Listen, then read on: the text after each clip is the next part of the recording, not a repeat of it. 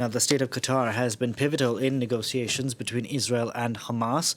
Doha says it's upbeat and optimistic on ceasefire talks.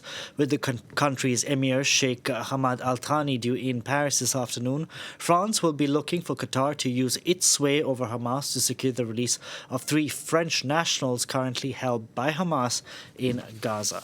We can now bring in Oliver McTernan, Director of Forward Thinking, an NGO working to promote an inclusive peace process in the Middle East. Thank you very much for joining us here on France 24. Now, the US President Joe Biden says he's confident of a ceasefire proposal. What do you make of the fact that this announcement came from Washington and not from officials in Israel? Well, first of all, I'd like to say I hope he is right with his optimism.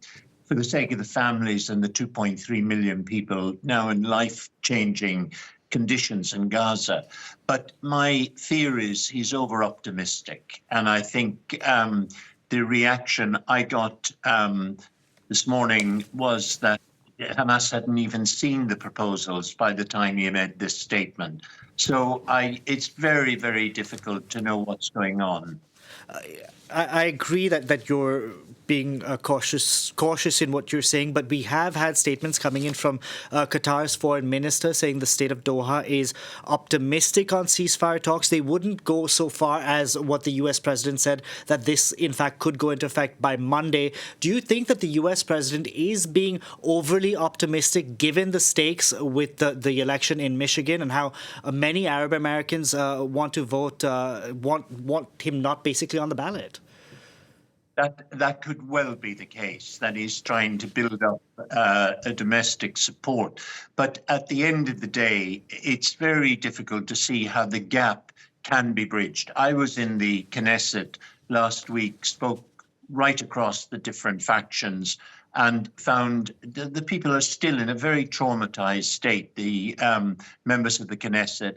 And right across the party spectrum, there was great support for 2 things. One, that the Israeli military should go into Rafah and, as they say, finish the job, and then, more worryingly, move north and finish the job in the north of the country so residents can move back. Now, in that atmosphere, it's very, very difficult to see how the US president can be so optimistic that by Monday a ceasefire will be agreed.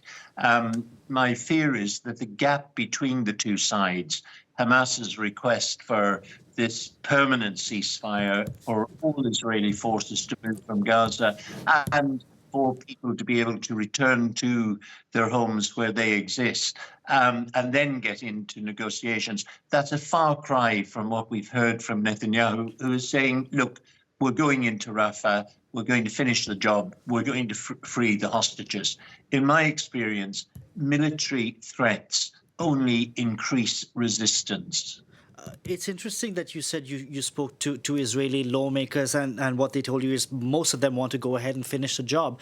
What are they telling you about the pressure from the streets and pressure from hostage families who are saying, listen, do whatever it takes, strike whatever deal is necessary, but get those hostages home?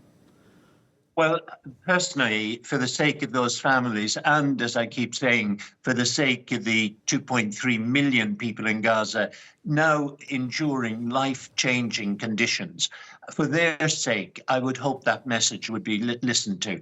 What we need is, I believe, a permanent ceasefire with real negotiations to end what is the root cause of this problem, the continued occupation. It has to be resolved this time once and for all, because we've witnessed 5 wars in Gaza, not to the extent of the destruction that we have seen this time, but the suffering was very real. And we have to see some sort of end to this, and that can only come through a real negotiated settlement and 2 independent states living with security and prosperity. And that's what I hope this suffering will help to create now. It cannot go back to the cycle of violence and that we've witnessed over the past 57 years. I want to talk about the root causes of the conflict in just a second, because but first I want to discuss what is going on, what will happen here later on today. We're going to have Qatar's emir, who's going to be sitting down with French President Emmanuel Macron. How has Qatar managed to carve out this role for itself where it can deal with organizations like Hamas, with organizations like the Taliban, but still at the same time cozy up to the West? Well, I'm grateful to Qatar for their role because we need in this world people who are prepared to engage without preconditions, to understand what motivates people, and then try to communicate those reasons to others who are refusing to engage. I think if in 2006, the Western America and Europe had embraced the result of the Palestinian elections, had worked with the new change and reform government, encouraged Palestinian unity, I think we would be in a totally different state now. So the role of a country that is prepared to provide a space where people can meet, provide a space where people can negotiate, I think it has to be welcomed and endorsed. And I hope the meeting today in Paris will go well. And I hope the President of France will acknowledge the importance of the Qatari role in all of this. Oliver McTernan, you spoke about fixing the root causes of the conflict in the Middle East. Given that Benjamin Netanyahu has outlined his vision of what tomorrow will look like after the Israel's offensive ends, and he wants to guarantee security in the Gaza Strip. Given he has that sort of take, how can he be a reliable partner? Well, that's a very difficult question to address.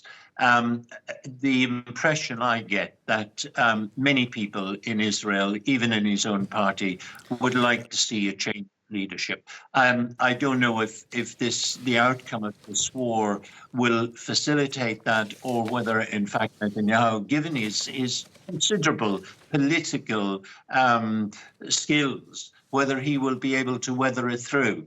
But whatever way, I think Israeli security will only come through a real negotiated settlement. It will never come through bigger walls and more troops and aircraft. That is not, as we discovered in Ireland, that is not the way security is reached. It has to be through a negotiated settlement with all parties at the table and the needs addressed in a proper way. I think that's the future, the only future for a secure Israel and a secure Palestine. Oliver McTernan, we're going to have to leave it there. Thank you very much for joining us on the program today. Thank you.